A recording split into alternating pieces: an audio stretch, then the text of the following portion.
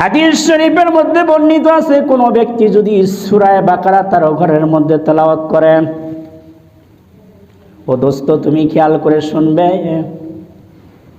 কোন ঘরের মধ্যে যদি সূরাতুল বাকারা তেলাওয়াত করা হয়, ওই ঘর থেকে শয়তান এমন ভাবে ভাগতে থাকে যেরকম ভাবে কোন ব্যক্তিকেও যদি দৌড়ানি দেওয়া হয়, শয়তান ওরকম ভাবে ঘর থেকে ভাগতে থাকে, ওই ঘরের মধ্যে আর কোনোদিন শয়তান প্রবেশ করতে পারে না। বলেন সুবহানাল্লাহ।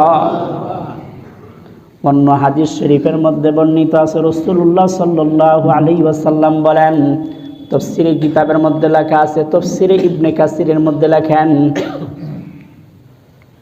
যেই ঘরের মধ্যে সূরাতুল বাকারা তেলাওয়াত করা হয়, ওই ঘরের মধ্যে আল্লাহ রাব্বুল আলামিনের পক্ষ থেকে শুধু বরকত আর বরকত নাজিল করা হয়। প্রত্যেকটা জিনিসের একটা উচ্চতা আছে। কোরআন শরীফের উচ্চতা হইতেছে সূরাতুল বাকারা। ও আমার ভাইরা, কোনো ব্যক্তি যদি সূরাতুল বাকারা তার ঘরের মধ্যে তেলাওয়াত করে, ওই ঘরের মধ্যে শয়তান প্রবেশ করতে পারে না। আর যেই ব্যক্তির ঘরের মধ্যে শয়তান প্রবেশ না করবে, ওই ঘরের মধ্যে কোনো ধরনের দাঙ্গা হাঙ্গামা ফাসাদ ওয়াবাব অনটন কোনোদিনও ওই ঘরের মধ্যে বসবাস করতে পারে না। জোরে কান সুবহানাল্লাহ। এটা হলো সূরাতুল বাকারার ফজিলত। আরও তাফসীরে কিতাবের মধ্যে বিভিন্ন জায়গার মধ্যে বিভিন্ন ধরনের ফজিলত লেখা আছে।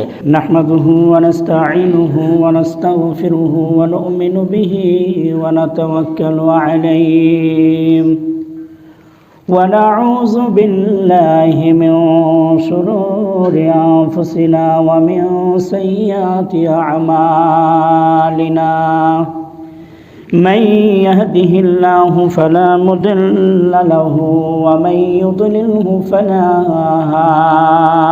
هادي له ونشهد أن سيدنا وسندنا وحبيبنا وحبيب طبيبنا وقلوبنا